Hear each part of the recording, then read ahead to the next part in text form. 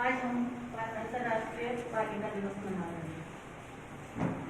मंचस्थ सम्मानित सज्जन, सभागार में उपस्थित सम्मानित श्रेष्ठगण, प्यारे बच्चों और शिक्षकगण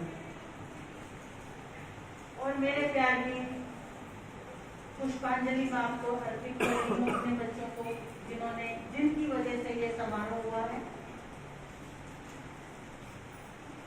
बालिका दिवस आज से आपने बताया सन 12 में शुरू हुआ, तो 8वां ये अंतर्राष्ट्रीय बालिका दिवस हम मना रहे हैं और इसका उद्देश्य है विमेन्स, गर्ल्स को एम्पावर करना, उनको शक्ति प्रदान करना। शक्ति किस प्रकार प्रदान करेंगे हम? उनको शिक्षित करके, उनको कानून देके और उनको सामाजिक न्याय देके या सामाजिक व्यवस्था में उनका स्थान बना। लेकिन मेरा ये विचार है, व्यक्तिगत विचार है मेरा, कि मुझे लगता है सामाजिक सशक्तिकरण उनका अगर हो जाता है तो किसी भी कानून की जरूरत नहीं है। मेरा ऐसा मानना है कि केवल शिक्षा से ही शक्ति नहीं मिलती है। मेरी दादी आज अगर जिंदा होती तो लगभग 125 साल की होती।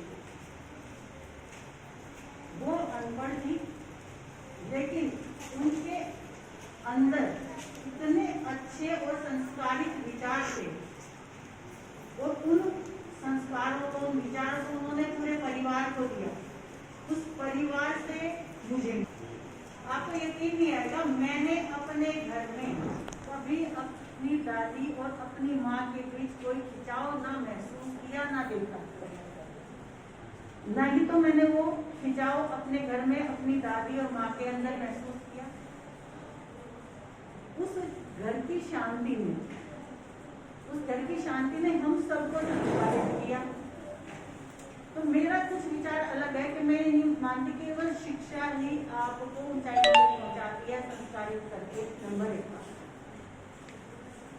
हाँ, आप अगर शिक्षित होते हो तो आजीविका आपको अच्छी मिल जाती है, कॉन्फिडेंस आपका डेवलप हो जाता है और उस आर्थिक स्वतंत्रता के कारण आप कुछ निर्णय लेने में सक्षम हो जाते हैं।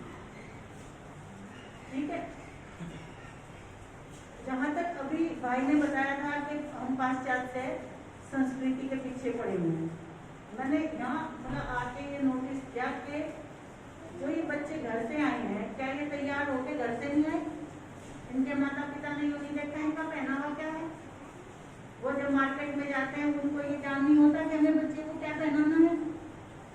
बच्चे तो जिद करते ही हैं, बच्चे जिद करते हैं तो क्या हम सारी जिद मान लेते हैं उनकी? हम वही तो जिद मानेंगे जिससे उनको और हमें फायदा होगा या संस्कार को फायदा होगा या समाज। आज तक उन्हें टॉप नहीं करना है, टॉप। मेरा परिवार काफी एजुकेटेड है, आर्थिक रूप से भी संपन्न है। मेरी बड़ी सिस्टर भी प्रोफेसर है, फादर मेरे प्रिंसिपल से रिटायर हो गए। हमने कभी टॉप नहीं पहना, सारी जिंदगी हमने शहर में गुजारा। तो आप ये क्यों नहीं देख रहे हो कि हम अपनी लड़कियों को कहाँ ले जा रहे हैं? तो थोड़ा सा तो निश्चय हमें कुछ भी करना पड़ेगा। नंबर 2, लड़कियों को आपने कहा कि भाई हम उनको एक खाना देने के लिए बुलाते हैं कि भाई ये दे दो, ये दे दो, ये दे दो। तो क्या आपने समय निश्चित नहीं किया? वो आपके लड़की सांझ होगी या घर से बाहर नहीं जाती? क्या आपने लड़कों के लिए निश्चित किया है?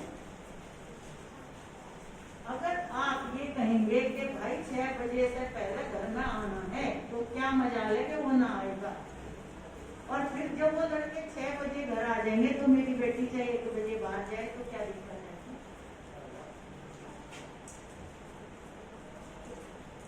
हमने संस्कार दिए थे, सिर्फ बेटी के ऊपर सारा प्रेशर डाल रखा और फिर हम अंतर्राष्ट्रीय दिवस मना के एक दिन और छुट्टी करके अपने घर चले जाएंगे। फायदा क्या होगा?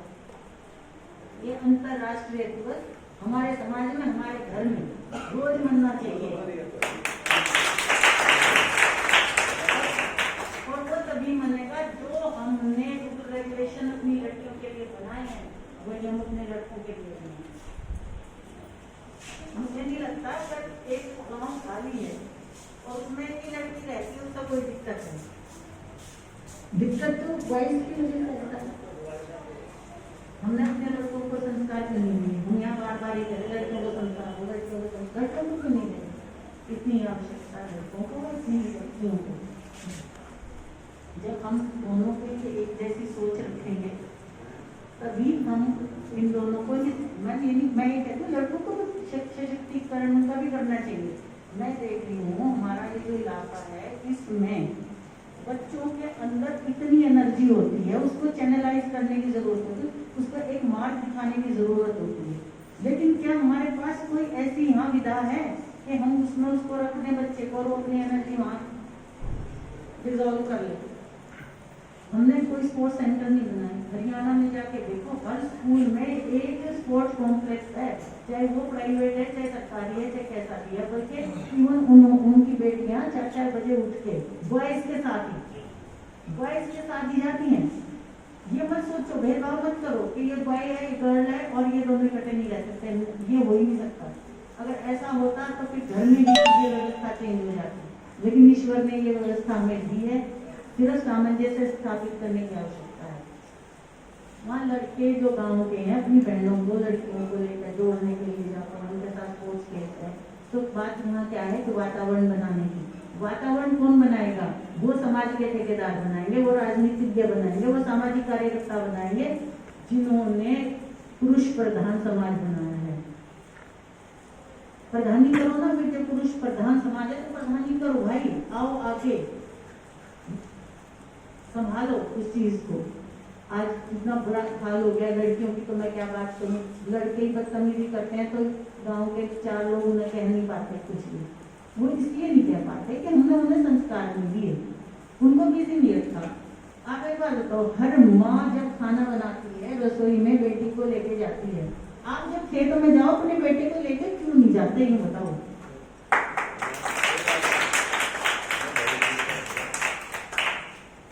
आपको मैं बताती हूँ एक छोटी सी बात।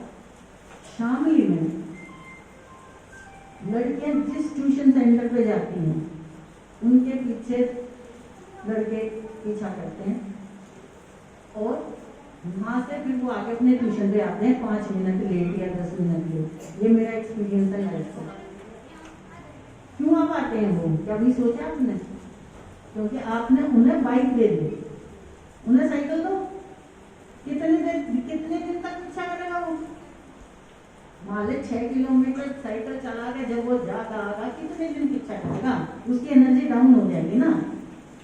लेकिन जैसे बच्चे जिद तो करते हैं, 10वीं होते उनको पिताजी टाइम वेस्ट होता है और मेरे ट्यूशन में मैं 5 मिनट 10 मिनट लेट हो जाता हूँ, मुझे बाइक दिलवा दो।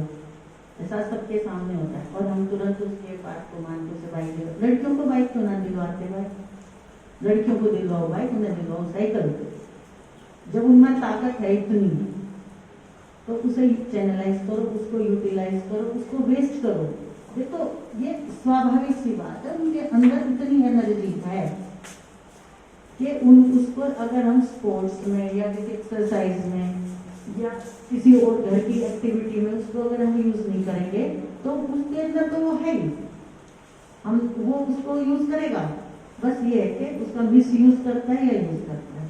तो इस तरीके से हमें इन चीजों का छोटी छोटी मैंने टिप्स दी हैं, इनका ध्यान रखो। मेरा बेटा भी है, मैंने उसको अपना बेस्ट फ्रेंड बनाया, बेटी को बेस्ट फ्रेंड बनाया, उनके साथ हमेशा खेली हूँ। जब उनका स्कूल जाता था, मीटिंग होती थी, सारा काम छोड़ के मैं वहाँ प्रेफर होता, मेरा यही महत्व होता था कि भाई मैं उनके स्कूल में जरूर जाऊँ, उनके टीचर्स के साथ टच में रहूँ।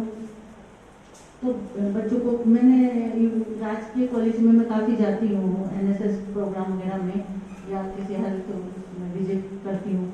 तो वहाँ पे ये मैं देखती हूँ, यहाँ पे भी मैंने देखा है। चलो हो सकता है कोरोना की वजह से पेरेंट्स ना आए हों, लेकिन वहाँ मीटिंग बुलाते हैं, PTM जाते ही। आपको मैं यहाँ उसको मंच पे से शेयर नहीं कर सकती, कुछ पर्सनल चीज़ है वो। मैंने यहाँ पे ये देखा है कि लड़कियाँ सुबह गाँव से आ जाती हैं, पूरे बाजार में घूमती हैं। अब बेटी रील लिए, ये बेटी मेरी बुकरम लिए, ये मेरा फलानी बिंदी लिए, ये मेरी नेल पॉलिश लिए। वो मार्केटिंग करने आई है, पढ़ने आई है। और जो वो बाजार में घूमेगी, जो वो बाजार में घूमेगी, 10 कामों से तुम बता के भेजोगे, फिर तो वो अपना पीरियड छोड़ेगी। पीरियड छोड़ेगी, पढ़ाई छोड़ेगी, फिर उस सामान को खरीदेगी, फिर टाइम से पहुंचेगी, क्योंकि आपने उसे ये भी बाउंड कर रखा भाई आज 3 बजे लो लड़की नहीं आई, तो उसका नुकसान दोहरा हो रहा है। एक तो वो हो सकता है उस गतिविधि में वो इन्वॉल्व हो जाए जो अवांछनीय है, और दूसरा वो पढ़ाई भी छोड़ रही है अपनी। तो आप कोशिश करें अपने बच्चों के स्कूल में और कॉलेज में टाइम दें, ताकि आपको ये याद रहे कि बच्चे कहाँ स्टैंड कर रहे हैं, चाहे वो बॉयज हैं चाहे गर्ल्स हैं, एटलीस्ट 12 मिनट। और एक ही मैंने तो सीखा, चाहे लड़की हो चाहे लड़का, उसका गैंग नहीं होना चाहिए कि भाई शाम को जा रहा, रोज जा रहा, मम्मी मैं ही 12, 2 घंटे हो गए, 3 घंटे हो गए। मैं ये कहती हूँ दोस्तों के साथ रहना बुरा नहीं है, लेकिन दोस्तों से मीटिंग रोज जरूरी नहीं होती। और मैं तो ये कहती हूँ कि तेरा दोस्त है ना, बेटे बाहर बैठे तो उसको बुला, बैठ के बात करो, चाय पानी पियो, खाना खाओ, कोई दिक्कत थोड़ा है। लेकिन मैं चाहती हूँ गलियों में ना खड़े रहें, नुक्कड़ पे खड़े ना रहें, टाइम वेस्ट ना करें, समय से आए, तो महिलाएं स्वयं सशक्तिकरण की ओर चली जाएंगी। तो मैं ये मानती हूँ कि हम जब तक सामाजिक रूप से उनको सशक्त नहीं करेंगे, हम उनका सशक्तिकरण नहीं कर सकते। मैं काफ़ी टाइम ले गया आपका, आप लोगों ने बहुत अच्छा प्रोग्राम रखा, हम सबको यहाँ बुलाया, इसके लिए आपका बहुत बहुत धन्यवाद। और अभी शक्ति पर्व हम मना रहे हैं, तो वो पर्व हम अपने घर में ही शुरुआत इसकी करेंगे, ऐसी मेरी इच्छा है। और मैं चाहती हूँ कि जब हम आगे कभी मिलें तो आप बताएं कि हाँ मैडम आपने कोई बात हमें बताई कि वो हमने अपने जीवन में धारण की है, उस मुझे यकीन है कि उसका अच्छा ही परिणाम निकलेगा। धन्यवाद।